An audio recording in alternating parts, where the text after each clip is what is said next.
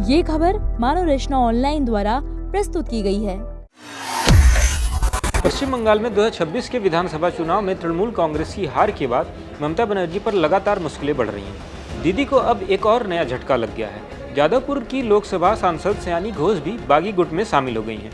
जो कहती थी मैं चड्ढा नहीं हूं, वही अब पार्टी छोड़ने की खबरों में है। आखिर हार के बाद क्यों लगातार टीएमसी के नेता पार्टी छोड़ते नजर आ रहे हैं? क्या ममता की अपनी सयानी भी बागी बन गई हैं?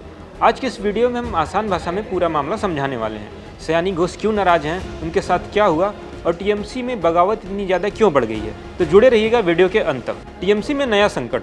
दोस्तों, पश्चिम बंगाल में तृणमूल कांग्रेस को इस बार चुनाव में बड़ी हार मिली है। सत्ता चली गई, अब पार्टी के अंदर भी फूट पड़ गई है। बुधवार को खबर आई कि जादवपुर से सांसद सयानी घोष बागी गुट के साथ जुड़ गई हैं। सूत्र बता रहे हैं कि सयानी ने काकोली घोष से संपर्क किया और अलग हुए गुट को अपना समर्थन दे दिया है।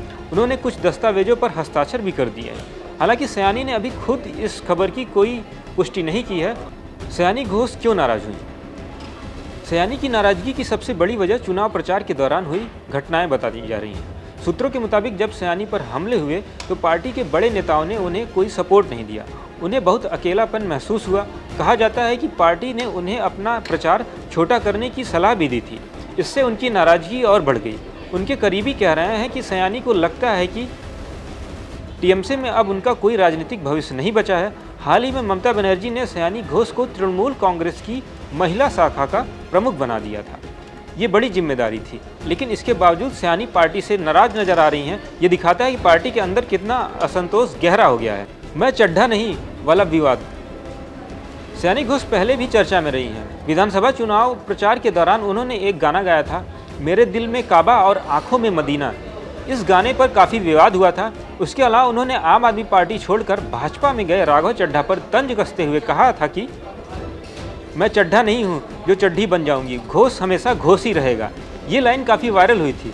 सयानी की ये खबर पार्टी के लिए एक और बड़ा झटका है। राज्यसभा सांसद सुष्मिता देव ने भी पार्टी से इस्तीफा दे दिया है और सदन की सदस्यता भी छोड़ दी है। उनसे पहले सुखेंदु शेखर राय भी इस्तीफा दे चुके हैं। यानी एक हफ्ते के अंदर 2 राज्यसभा सांसद पार्टी छोड़ चुके हैं। कई और सांसद भी नेतृत्व पर सवाल लगातार उठा रहे हैं और बागी गुट की तरफ जाते नजर आ रहे हैं। ममता पर क्या बीत रही है? ममता बनर्जी लंबे समय से बंगाल की राजनीति की सबसे मजबूत नेता मानी जाती थी, लेकिन सत्ता जाते ही पार्टी के अंदर दरारें साफ दिखने लगी। पहले कई स्थानीय नेता नाराज थे, अब सांसद स्तर पर बगावत शुरू हो गई है।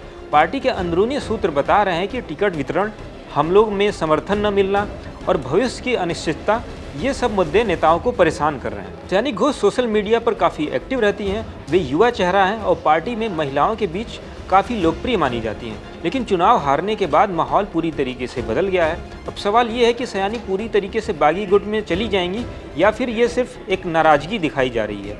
अगर वे सच में अलग हुई तो ममता के लिए बहुत बड़ा नुकसान होने वाला है। तृणमूल कांग्रेस अभी भी बंगाल में बड़ी पार्टी मानी जाती है, लेकिन लगातार झटके पार्टी को कमज़ोर कर रहे हैं। ममता बनर्जी को अब जल्दी से पार्टी को संभालना होगा। अगर बगावत बढ़ती रही तो आने वाले दिनों में और सांसद और नेता पार्टी छोड़ सकते हैं। ये घटनाक्रम दिखाता है कि चुनाव हारने के बाद किसी भी पार्टी में असंतोष निकलकर सामने आ जाता है। सयानी घोष जैसी युवा और सक्रिय नेता का बागी गुट में जाना ममता बनर्जी के लिए चिंता का विषय है।